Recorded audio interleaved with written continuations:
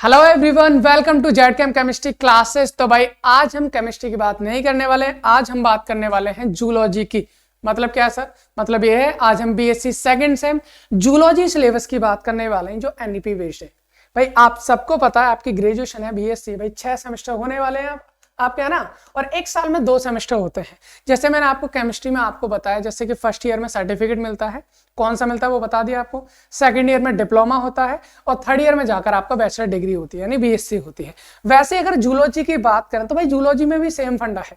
First year में एक certificate रहेगा, सेकंड ईयर में आपका एक डिप्लोमा रहेगा और थर्ड ईयर में आपका बैचलर डिग्री। जैसे कि अगर मैं बात करूं भाई, फर्स्ट ईयर में 2 सेमेस्टर होते हैं, फर्स्ट और सेकंड। जब दोनों सेमेस्टर कंप्लीट हो जाएंगे उसके बाद आप काबिल हो जाओगे एक सर्टिफिकेट है, और वो सर्टिफिकेट कौन सा, उसका नाम बता देता हूं। Certificate course in medical diagnostic and public health. भाई ये आपको सर्टिफिकेट हो जाएगा, यानी फर्स्ट ईयर अगर आप जूलॉजी से हो जाते हो तो उसके बाद में आप इस सर्टिफिकेट के काबिल हो जाओगे। दूसरा, अगर हम बात करते हैं, अगर आपकी सेकंड ईयर कंप्लीट हो जाएगी, सेकंड ईयर बोले तो थर्ड सेम और फोर्थ सेम दोनों अगर आपके सेमेस्टर कंप्लीट हो जाते हैं तो उस केस में आप एक डिप्लोमा के काबिल हो जाओगे। और वो डिप्लोमा कौन सा है? Diploma in molecular diagnostic and genetic counselling, ये आपका हो जाएगा डिप्लोमा। जैसे केमिस्ट्री में था ना आपका, वैसे ही इधर भी है। और जब आप थर्ड ईयर कंप्लीट कर लोगे, यानी कि 6 सेमेस्टर भी कंप्लीट कर लोगे, तो उस केस में आपकी बैचलर डिग्री यानी कि बीएससी की डिग्री आपको मिल जाएगी, जो कि आपकी सभी सब्जेक्ट्स में मिलनी होती है, ठीक है ना। तो ये आपके 3 साल का बायोडाटा हमने दे दिया। अभी हमें फोकस करना है सर जो बीएससी सेकेंड सेम में है, सेकेंड सेमेस्टर है, उसके जूलॉजी सिलेबस के लिए। चलिए भाई सेकेंड सेम के जूलॉजी सिलेबस की बात कर लेते हैं। सेम फंडा है सर, 8 यूनिट है। कौन कौन से 8 यूनिट है? सभी यूनिट्स के मैंने नाम आपको यहाँ पर लिख दिए हैं, तो आप यहाँ पर चाहो तो नोट कर सकते हो और चाहो तो आप इसका स्क्रीनशॉट भी ले सकते हो। आपके जो सेकंड सेमेस्टर में जूलॉजी है भाई, उसका जो पेपर है उसका नाम है बायोकेमिस्ट्री एंड फिजियोलॉजी। मतलब 2 टॉपिक इसमें आपको दे रखे हैं। एक है बायोकेमिस्ट्री, बायोकेमिस्ट्री कहने की केमिस्ट्री यूज हो रही है ना, और दूसरी क्या है? फिजियोलॉजी।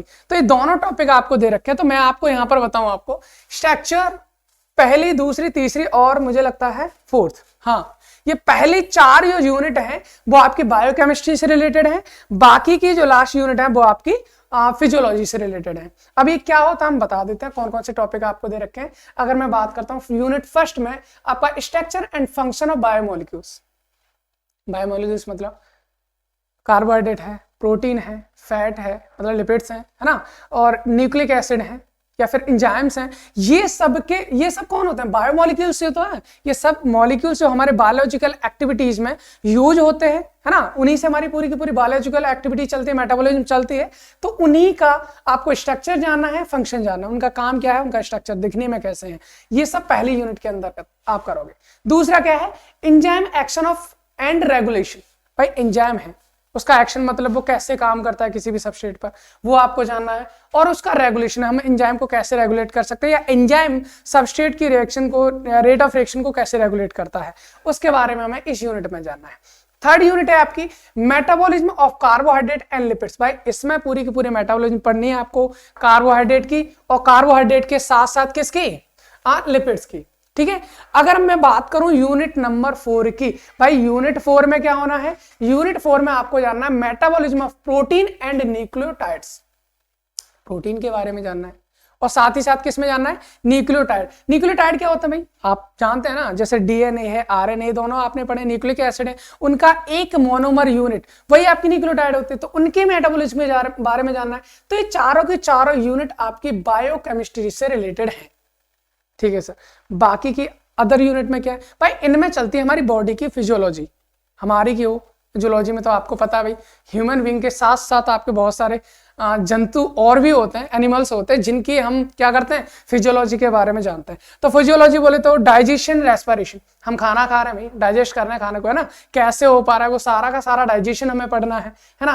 रेस्पिरेशन हम कर पा रहे हैं, है ना, श्वसन जिसे हम बोलते हैं, उसके बारे में डिटेल स्टडी यहाँ पर करनी है। दूसरा सर्कुलेशन, ब्लड सर्कुलेशन होता है ना, एक्सक्रीशन होता है, जो हमारे बॉडी में वेस्टेज होते हैं उनको बॉडी से बाहर करने की जो प्रोसेस होती है, दैट इज एक्सक्रीशन। उसके बारे में पढ़ने कौन कौन से तरीके होते हैं, कहाँ कहाँ से कर सकते हैं, वो सारी चीजें। और क्या है, nervous system and endocrinology. Boy बहुत बेहतरीन टॉपिक है आपका। नर्वस सिस्टम बोले तो दिमाग है, जो मस्तिष्क होता है, इससे रिलेटेड सारी की सारी चीजें आपको यहाँ पढ़नी है। नर्वस सिस्टम एंड एंडोक्राइनोलॉजी, ठीक है ना। और एंडोक्राइन ग्लैंड्स होते हैं जहां से आपके हॉर्मोन्स निकलते हैं भाई, उसके बारे में आपको जानना है। और लास्ट है आपका मस्कुलर सिस्टम, भाई आपकी मसल्स है ना, तो मस्कुलर सिस्टम, उसके बारे में भी आपको जानना है। तो कुल मिलाकर ये आपकी 8 यूनिट हैं। इसके अंदर आपको डिटेल आपको सिलेबस में बता देता हूं क्या क्या पढ़ने वाला है। हालांकि नॉर्मली मैंने रफली आइडिया आपको दे दिया है। अगर मैं आपको डिटेल बताऊं भाई, ये है आपका, हाँ जूलॉजी की हम बात कर रहे हैं भाई। तो आपका जूलॉजी है, फर्स्ट ईयर है, सेकंड सेमेस्टर है। और जो कोर्स टाइटल है यानी बुक का नाम है आपका बायोकेमिस्ट्री एंड फिजियोलॉजी। अगर मैं इसके सिलेबस की बात करता हूं तो यहां पर आपको ये दिख रहा होगा यूनिट फर्स्ट। यूनिट फर्स्ट में कौन कौन से टॉपिक है ये आपको दिख रहे हैं भाई। क्या क्या दिख रहा है आपको, एक बार मैं दिखाऊं आपको, ठीक है चलो दिखा देते हैं। देखो ये आपको दे रखा है structure and biological importance of carbohydrate. Carbohydrate में आपका मोनोसैकेराइड है, डाइसैकेराइड है, पॉलीसैकेराइड है, सारे पढ़ने हैं। लिपिड्स दे रखे हैं, फॉस्फोलिपिड्स दे रखे हैं, और आपको इसका स्ट्रक्चर्स भी दे रखा है किसका, अमीनो एसिड का, और essential non essential amino acids आपको बताने हैं, ठीक है ना। और प्रोटीन्स, प्रोटीन आपको कैसे आपका लेवल होता है, level of organisation in protein किसका, अमीनो एसिड्स का, वो बताना है। कॉन्जुगेटेड प्रोटीन्स बताने हैं। तो ये है आपका यूनिट फर्स्ट के अंदर भाई, structure and function of biomolecules का, इतना ही पढ़ना है इसके अंदर। और इसके अलावा क्या पढ़ना है भाई, चलो इसके बारे में भी जान लेते हैं। इसके अलावा और क्या पढ़ना है, ठीक है। देखिए ये तो रही यूनिट फर्स्ट की बात। अगर हम यूनिट सेकंड की बात करते हैं भाई, स्क्रीनशॉट लेके चलना है आपको, है ना, साथ में जहां जरूरत है। एंजाइम एक्शन एंड रेगुलेशन, भाई यहाँ पर आपको पढ़ना है एंजाइम एक्शन के बारे में। तो यहाँ पर एंजाइम के बारे में क्या क्या पढ़ना भाई, नोमेनक्लेचर पढ़ना है, एंजाइम का नोमेनक्लेचर कैसे करेंगे, एंजाइम का क्लासिफिकेशन क्या होता है, कोफैक्टर्स क्या होते हैं। और हम जानते हैं भाई एंजाइम जो होता है ना स्पेसिफिक इन नेचर होता है, यानी एक एंजाइम सारी रिएक्शन नहीं करता, किसी भी पर्टिकुलर रिएक्शन के लिए एक पर्टिकुलर एंजाइम ही होता है। तो स्पेसिफिसिटी भी पढ़नी है आपको किसकी, एंजाइम की। आइसोजाइम्स होते हैं, मैकेनिज्म होती है एंजाइम एक्शन की, क्या होती है वो जानना है आपको। एंजाइम की काइनेटिक्स या रेट ऑफ एंजाइम कैटालाइज, भाई जो रिएक्शन एंजाइम से कैटालाइज हो रही है उनके रेट को कैसे हम अफेक्ट कर सकते हैं, वो सब इस टॉपिक के अंदर पढ़ना है। और क्या पढ़ना भाई, एक बहुत ही बेहतरीन इक्वेशन है, that is Michaelis Menten equation. भाई ये जाननी है आपको, बहुत ही बेहतरीन इक्वेशन है, इसके बारे में जानना है। और आपको एक ग्राफ भी पढ़ना है जिसका नाम है लाइन व्यूअर वर्क प्लॉट, बहुत इंपॉर्टेंट होता है भाई, ठीक है ना। तो ये रही बात आपकी यूनिट सेकंड की। अगर हम बात करते हैं अब यूनिट थर्ड के बारे में, चलिए भाई यूनिट थर्ड के बारे में बात कर लेते हैं। यूनिट थर्ड के बारे में बात करते हैं तो क्या है भाई यूनिट थर्ड में, यूनिट थर्ड में metabolism of carbohydrate and lipids. भाई इसमें लिपिड्स की और कार्बोहाइड्रेट की मेटाबॉलिज्म पढ़नी है, ठीक है ना। तो आप इसका स्क्रीनशॉट ले सकते हो, कार्बोहाइड्रेट के बारे में डिटेल पढ़नी है। मेटाबॉलिज्म ऑफ कार्बोहाइड्रेट, ग्लाइकोलाइसिस क्या होता है, सिट्रिक एसिड साइकिल है, इसके बारे में पढ़ना है। ग्लूकोजेनेसिस होता है और फॉस्फेट पेंटोज पाथवे है, इनके बारे में पढ़ना है।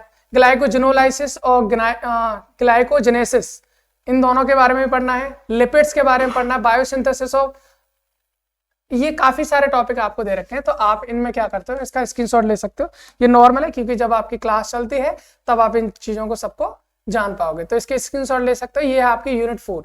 यूनिट 4 में metabolism of proteins and nucleotides, भाई इसमें प्रोटीन की मेटाबॉलिज्म और न्यूक्लियोटाइड्स के बारे में आपको पढ़ना है। इसमें एक चीज का और ध्यान रखना, ये बहुत ही अच्छा सा एक साइकिल है आपकी यूरिया साइकिल, इसको आप मिस ना करें, इसको भी जरूर पढ़ना है, ठीक है ना। अगर हम यूनिट 5 की बात करें तो यूनिट 5 में आपका डाइजेशन एंड रेस्पिरेशन, आपको क्या दे रखा है, डाइजेशन एंड रेस्पिरेशन आपको ये दे रखा है। इससे रिलेटेड जो भी आपकी जूलॉजी में आपको पढ़ना है ये आप स्क्रीनशॉट ले सकते हो, उसका पूरा का पूरा सिलेबस मैंने आपको यहाँ पर दिखा दिया है।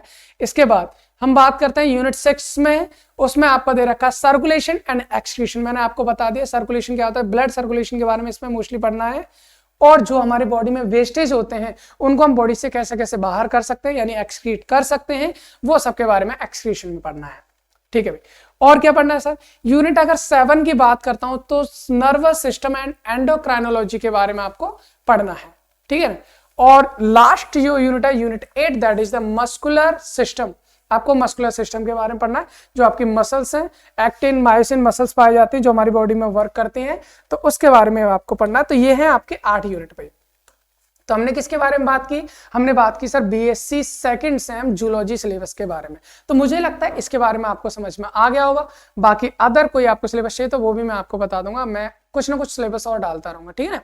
और इसके अलावा मैं आपको बता दूं भाई, ये सेमेस्टर ना बहुत अच्छा रहने वाला है बायो वालों के लिए। क्यों? क्योंकि जो हम केमिस्ट्री की अगर हम बात करें तो केमिस्ट्री में भी ये बायोमोलिक्यूल्स आपको दे रखे हैं, जो यहाँ पर जैसे कार्बोहाइड्रेट है, प्रोटीन है, फैट्स है, या फिर हम वो न्यूक्लिक एसिड है ना, ये सब आपके उधर भी दे रखे हैं, केमिस्ट्री में भी दे रखे हैं और जूलॉजी में भी दे रखे हैं। तो आप एक जगह से पढ़ोगे बहुत बेहतरीन। और वैसे भी हम केमिस्ट्री में इसकी रेगुलर क्लास अब स्टार्ट करने वाले हैं, तो आप हमसे जुड़ सकते हैं और क्लासेस को एंजॉय कर सकते हैं, ठीक है ना। जो फ्रेंड्स हैं उनको शेयर कीजिए, सबको बताइए भाई, ठीक है ना। तो हम इतना ही बताने वाले हैं, इस क्लास को यहीं एंड करते हैं। Thanks for watching.